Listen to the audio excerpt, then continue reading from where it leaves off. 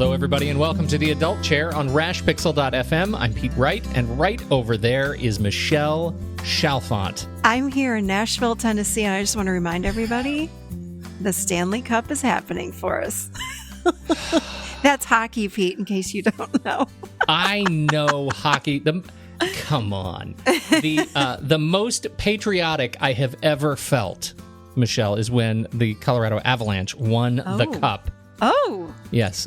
Yeah, I was living in Korea, and distance, in fact, does make the heart grow patriotic in my case. I was a weeping mess. I was draped in an American flag, drinking my Sam Adams lager, way too expensive to have somebody ship over. It was a case of cranberry lambic. Oh. I don't even know if they do that anymore. I don't know. That's I don't know beer. I don't know.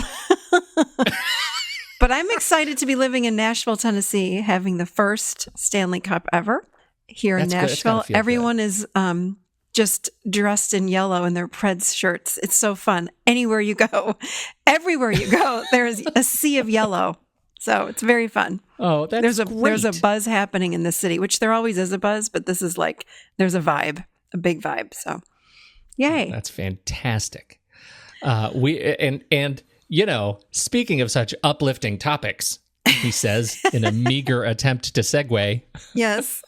We're talking about how we handle our emotions, how we console ourselves through pain. And this is kind of a follow-on to our conversation we had last time on the show, where we're talking about how do we truly console others in pain in a healthy and authentic way. And so if you haven't heard that episode, you should jump back to the last episode that we did, because it was, I'm not going to lie to you, it was pretty good. It was pretty good material. I think it was too. It was high quality internet consumption. It was. Definitely. And so you should check that out and then come back to this one. It's sort of a follow-on. We're going to be talking about how do we console ourselves? How do we heal and protect ourselves and still console ourselves through pain? And it's going to be great. But first, you should head over to michellechalfant.com. You can learn more about the show there. You can subscribe for free to our mailing list and get such great hits. Michelle's greatest hits. Yes. On that mailing list. Yes. And like Michelle's magazine, which has wonderful guest articles and healing nourishment recipes. There's just some fantastic contributions in Michelle's magazine, along with Michelle's monthly meditation that you can get early. All the other people, all that, the great unwashed masses get all this stuff much later. But if you are a subscriber of Michelle's magazine, you get it right away, right as we create it. So definitely sign up for that. I've had a lot of really nice compliments about Michelle's magazine. Like, people really enjoy getting it. So listen, everybody, go into your promotions inbox in your Gmail or your email account where it's buried, because most people... I talked to so many people that did not even know I taught a weekend intensive in May. And I said, check your promotions, because that's where it is. But go check. That is such great advice. Yeah, you have to go whitelist those things, or they get automatically filtered. If you're a Gmail user, if you use any of the Google backend, they conveniently hide it in the promotions tab in your inbox. So you got to log in. You've got to go in and say, hey, I want to see this stuff. I don't want it to go to promotions, and then you'll get it when it comes out. That one comes out once a month. But we do. We'd send you a little notification every week when a new podcast comes out. We don't bury you in emails. We just send a little weekly notification that says, hey, the podcast is out. If you just want to jump over to the website and listen to it, that's a little notification that it's there for you. So that's it. You can also, of course, find us on Twitter and Facebook, but we would really love to see you in Michelle's private Facebook group, The Adult Chair. You should definitely ask for a subscription or ask for an invitation to that group. If you're a Facebook user, there's some great conversations over there. We have over 400 people who are helping one another, sharing with one another, and working on their journeys through and around the adult chair. It's just great stuff. So there you go. I want to comment on that, on the Adult Chair group, the private group. And when you join and you comment, it shows up in your personal feed, but only you can see it. I had someone that was scared. She said, "Oh my God, all my personal people are seeing what I posted." And I said, No. It shows up just for you. All your personal friends can't see it. This is a very closed group and only you see it. I promise. And anyone that is in that closed group. So. I'm really glad you said that. That's very true. And it's a puzzling thing about the Facebook newsfeed. But what is actually really nice about that, what that means, is you actually see the conversations that are going on in that group. When you join the group, you actually see it. It's not like a fan page where you'll get, so much of the content is filtered out, right? If you join this group, you'll actually see the conversations that go on in there. But as Michelle says, only you will see it. Yes. Okay. Promise. All right, let's dig into this. We are now talking about how to console ourselves in pain. Talk about where this comes from. I have a lot of people that say to me, "I don't do emotions," or here's another one I hear all the time: "I'm not a crier." Yet when they walk in my office and they sit down, thank God I have 2 boxes of Kleenex because the tears just start flowing and they go, "I don't know what's happening. I'm not a crier." Or "I don't do emotions." I hear those 2 phrases quite a bit. And I say to that, BS. I'm going to be polite. Okay. And I say that with total love, of course. Yeah. But what I find is that we're so afraid of our emotions and we're so afraid of crying because that adolescent chair, what happens is the adolescent chair is so afraid of us dipping into these of our emotions. It's afraid we're going to get swirled away down the drain, never to come back again. And we come into this earth plane. We are born with bodies that have the ability to feel tremendous amounts of emotions, the whole spectrum from love to fear. And when we block them, we actually lock up our physical body. We lock up the energy body. We lock up our whole system. And as you know, we block them with, first of all, our mind just says, "Don't feel that, numb that out." So if the mind can't stop it, then we reach for, shall we go down the list, Pete? We reach for... Let's do it. Yes. Alcohol, food, sex, shopping, gambling. We might create drama so that we don't have to feel. We might stay stuck in suffering. And people are really, really afraid that they're going to be swirling down this drain of emotion forever, is what that part of the brain says. So that's why we need to climb into our adult chair and say, well, wait a minute. There's an emotion here and I just need to feel it. So I don't know how to do that, and it scares the hell out of me, but I really, really know that if I feel this, Michelle promised me it would be gone soon. So, and remember, Jill Bolte Taylor in that book of hers, A Stroke of Genius, I think is what it's called. Yes. Somewhere in there, unless I'm misquoting her, said, really to feel an emotion, it goes through us in 90 seconds, people. 90 seconds. Yeah. And the only reason they linger with a stuck emotion is simply because the brain is locking it down in the body. So breathe it through, cry it through, give yourself permission to cry. And how many times when we cry at the end, we go, "Oh my God, I feel so much better. I got that through." The higher perspective or the different perspective that we were looking for is at the other end of the tears. So let yourself cry. Let yourself get angry. I had a client today that came in. She was so happy because she said, "Oh my God, I found my power." And I said, "Really? Where was it?"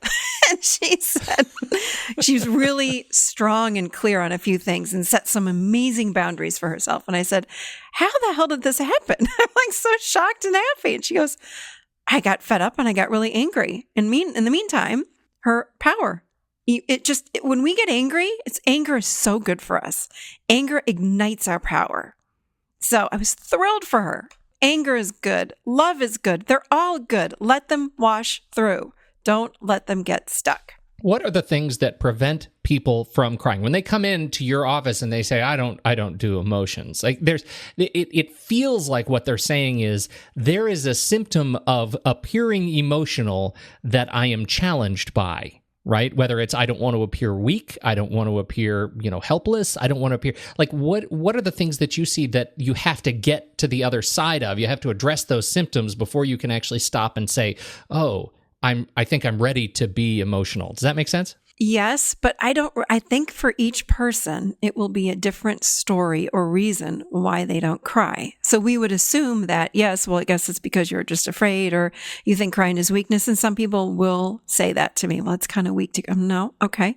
But I wouldn't say that that's true for everybody. But I think when people come into my office, I really consider my office a sacred space. And I say that to everybody. This is a vault. What is said in here stays in here. And I think that gives them a feeling of safety. I don't know. Again, I'm making an assumption. And I'm just ready to hear and listen to whatever this person has to say that's in front of me. And it's sort of like they can take a deep breath and go, oh, like I can let this out in here and it's okay. No one's going to judge me. And I don't judge anybody. In fact, my standard line is, I encourage crying. That's why I have 2 boxes of Kleenex in here. You got one? And I say to everybody, put it on your lap and let's go. Let it rip. Let these tears out, and breathe. How do we console ourselves? One thing that we do, of course, is locking down. We literally freeze up our whole energy field when we stop crying or when we stop that emotion. We go into lockdown mode. And people may use that term, but if you looked at the energy field, it literally locks up. It's not healthy for us. It's not healthy for us. It's not healthy for us physically to go into lockdown, but it also locks us up emotionally and mentally, et cetera, et cetera. So how do we get that emotion to move? Is we breathe. Breathe. Like take some nice, slow, deep breaths. I say that all the time. Breathe. Breathe it through. Breath moves energy. Breath moves emotion. Well, and that gets to my question. I think that is that's the thing that you have to be able to stop and parse, right? So I totally hear you. There's going to be a different reason that we are afraid of being emotional, and I say that in heavy air quotes. But once you sort of unlock that, you're able to move through it. And I think for so many people, it really is unsafe. And it's unsafe for us to share our emotions because most people want to change how we feel. So when we say, or if I say to you, I feel so sad today, Pete, like people typically, again, this is typically people will come back with, well, what do you feel sad about? I mean, blah, blah, blah, blah. And you have such a good life and and they try to talk us out of our sadness. So it's not really safe because I think most people don't know how to handle those emotions. And I think we did a whole show on that. Like, how do you, oh no, that was last show. How do we console another? It's like, hold on a second. Yeah, wait a minute. I'm confused. Yeah, that was exactly the show. So for me, this happened to me yesterday. I said to my husband, Graham, I said, listen, I was fuming mad at my son. I was in and I said to him, I looked at my husband, and this is what I mean by we have to set up the environment. We have to set up the person that we want to listen to us. Give them instructions. This is so helpful. And I said to Graham, I just want to let you know I am needing an adult to be present. Can you be that person for me? And this is exactly what I said to him. I say this, and he says, yes. When? And I said, in about 15 minutes, can you meet me outside in the backyard? And he said, yes. And so we went out there, and I sat, and I said, here's the thing. I am fuming mad. I am in a defense. I know that I am, and I'd like to scream and yell, but my neighbors will hear. I just need to release this energy, this emotion, all of these emotions. I may cry. I may get mad. It's okay. I need you to let me do all that. And all that I want you to do is just sit here with me. That's it. And I can do that with my friends, with my sister, with I can do that with a lot of different people, but we can do it with anyone. If we just say, this is what I need from you. That's how I consoled myself, is I reached out to another person and I said, this is what I need, because I need to console myself. So all he did was listen. And I thought he was going to burst because he wanted to respond and, react and say some things. And I said, I know I'm making up I know. And I said, I know these are all stories, but this is where I am right now. And I'm freaking mad. And I just went, and I said everything I needed to say, had a little tears, had a little cry. And then I felt like I lost about 20 pounds because it felt so good to unload, and I was done. However, I can do this with myself, but that's a really great thing to do if there's one other person in your whole life, they don't have to be in person.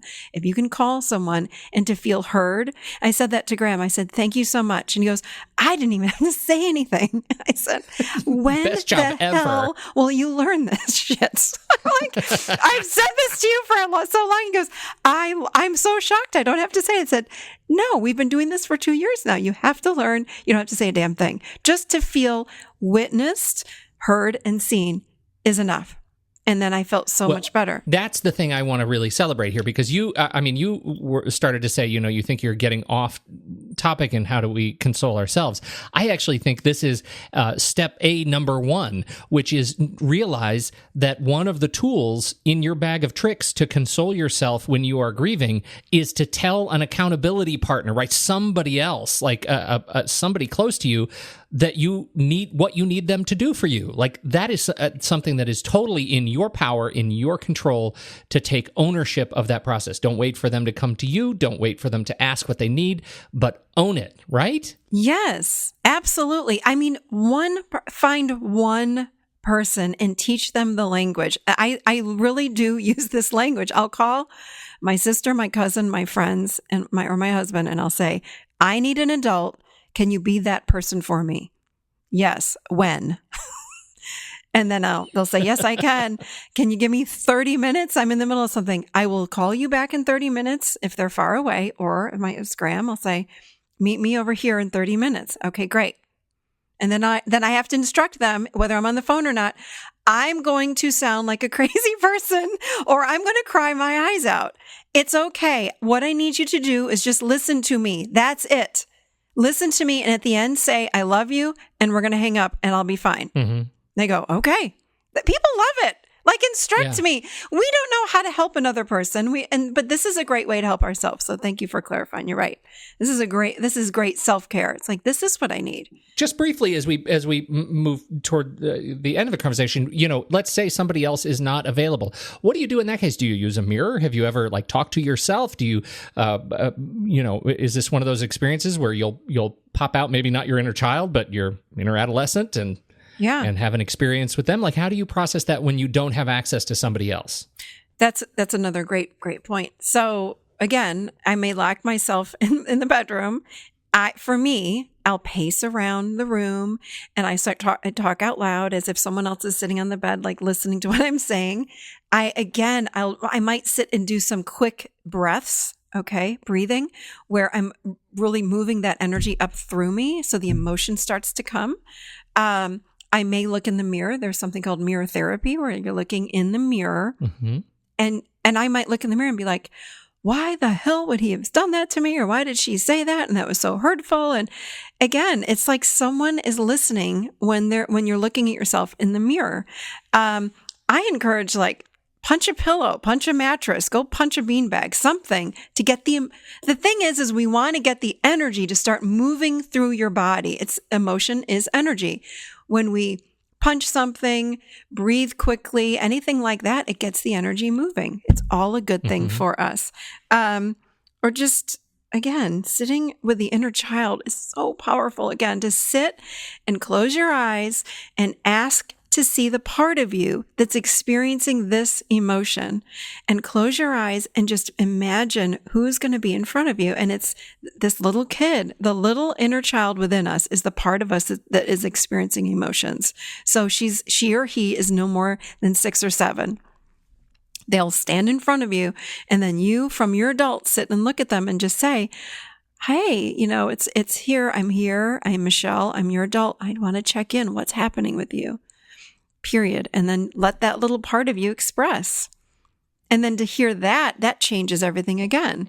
So if the little kid is crying and I just sit here and again, I witness, validate, and ask them what they need. It's an amazing process. It's so healing. I feel like this involves sort of that same sort of metaphor of unlocking. We go to unlock our sort of the door to allow us to start this journey. I think it's a really powerful thing when we can communicate with ourselves like that. What a skill, what a muscle to develop. I mean, and drop the statement, I don't do emotions, so stop it. Yeah.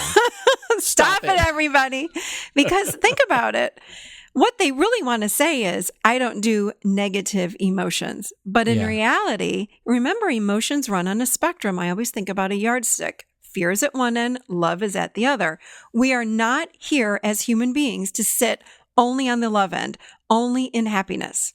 In fact, if we won't feel the negative end of that spectrum, the fear side of it, then we're limited. We're like stuck somewhere in the middle.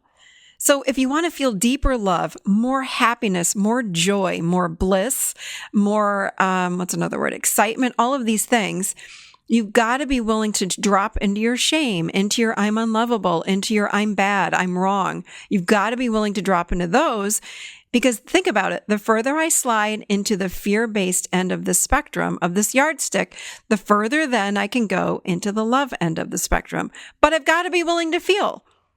Mm-hmm. I've got to be willing to feel. And again, to say I don't do emotions is like, hey, I'm kind of numb and frozen. How are you? No. Hi, I'm on total lockdown. Yeah, right. I'm on my way to lose another $15,000 at the dog track. How are you? Right? Yeah, right. Yeah, it's ridiculous. Yeah. Hi, I'm totally locked down and have no emotions. What's your name? It's like, no, right. No, like we're human beings. We're built, we're made, we are created to feel emotions. Crying is okay. And a lot of us were shamed when we were children for crying. A lot of us heard when we were little kids, stop that crying. So that again, what's the number of podcast for inner child work? It's like, go find that inner part of you that feels like it's bad to cry and it's shameful to feel your emotions.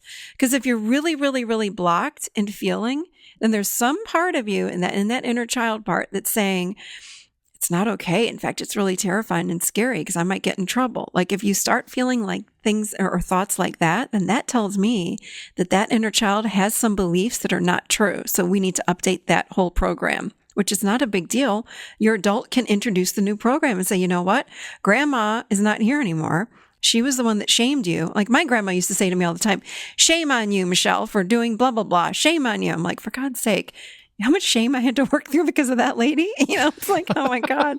But I did, and I sat in all that shit. But anyway, sorry for swearing. Well, we will put all of these episodes in the show notes. The last week, Unlock the Secret to Truly Helping Others in Pain.